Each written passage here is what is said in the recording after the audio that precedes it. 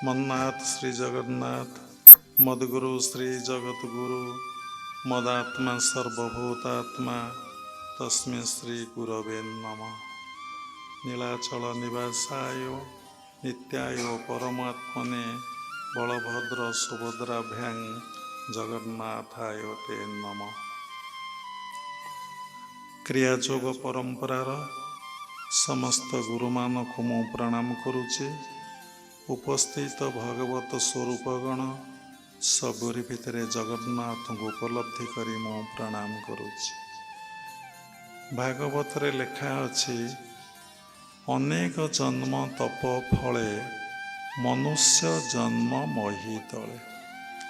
अनेक जन्म ये जीव तपस्या कर सारा परे से मनुष्य शरीर लाभ करिथाए।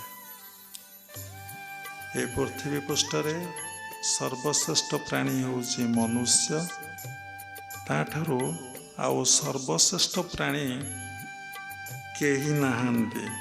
केवल मनुष्य व्यतीत कौनसी प्राणी ए सृष्टिर स्रष्टा को उपलब्धि बा अनुभव बा दर्शन करिपारे नाही।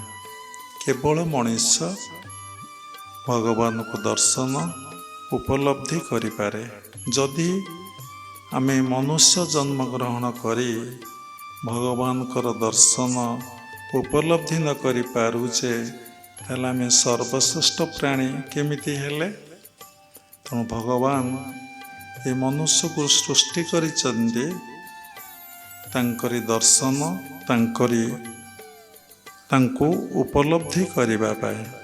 तेणु आमे जीवन रे दीटा बड़ भूल करी बसिचे। आमे जेतोले माँ गर्भरे थेले सेतिकी बेले भगवान को दर्शन करुथेले मातृगर्भरे। यह ही शास्त्रीय प्रमाण। जेतबले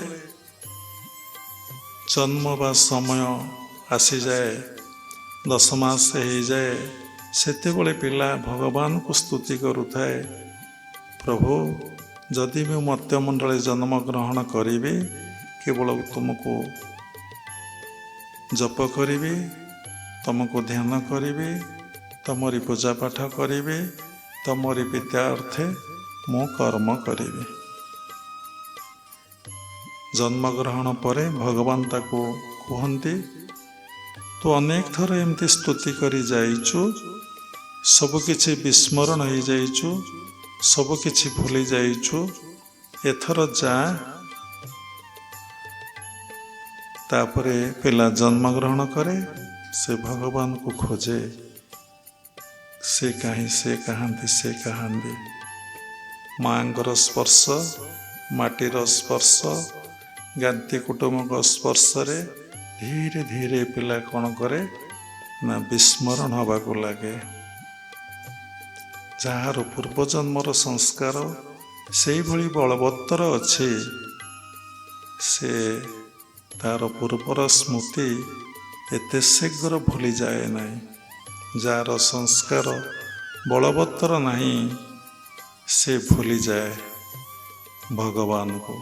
ये सांसारिक मायारे छंदी ही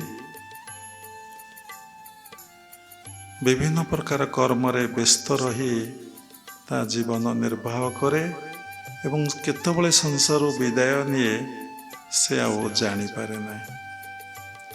आउ गोटे भूल कौन करे ना, मनीष जहाँ ठार किछि उपकार पाए, जहाँ ठार किछि साहाय्य पाए, जहाँ ठार किछि सहयोग पाए, ताको मनीषर प्रभुति निश्चय भाव में कृतज्ञता जनाए।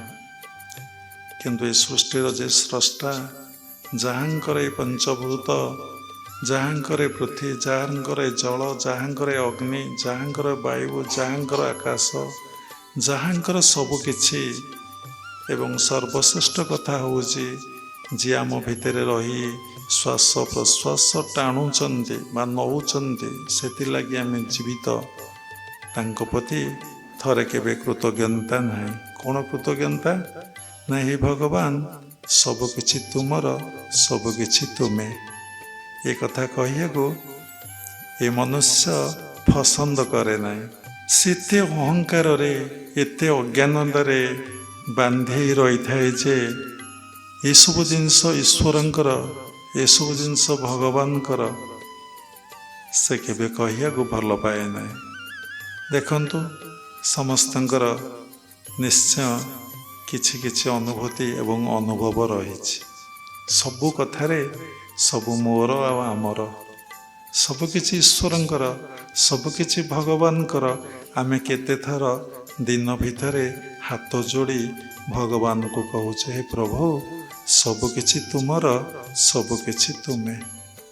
ତେଣୁ ଆମ ଭିତରେ ଏତେ ଦୂର ଅହଙ୍କାର ଅଛି, ଏତେ ଦୂର ଅଜ୍ଞାନତା ଅଛି, ଆମେ କହୁଛେ ନା ନା, ଏ ସବୁକିଛି ମୋର, ସବୁକିଛି ମୁଁ। ତେଣୁ କଳି ଯୁଗରେ ଗୋଟିଏ ରାକ୍ଷସ ହେଉଛି ସେଇ ମୁଁ। ସେଇ ମୁଁକୁ ବିନାଶ କରିବା ପାଇଁ ଭଗବାନ କଳି ଯୁଗରେ ଗୋଟିଏ ଅବତାର ନେବେ, କଳ୍କି ଅବତାର। ଏଇ ମୁଁ ରୂପକ ରାକ୍ଷସକୁ ବିନାଶ କରିବେ। ଯେତେବେଳେ ନିଜ ଭିତରେ ମୁଁ ରୂପକ ରାକ୍ଷସ ବିନାଶ ହେଇଯିବ, ସେତିକିବେଳେ ଜୀବ ଭଗବାନଙ୍କର ଦର୍ଶନ ଆଉ ଭଗବାନଙ୍କୁ ଉପଲବ୍ଧି ଅନୁଭବ କରିପାରିବ।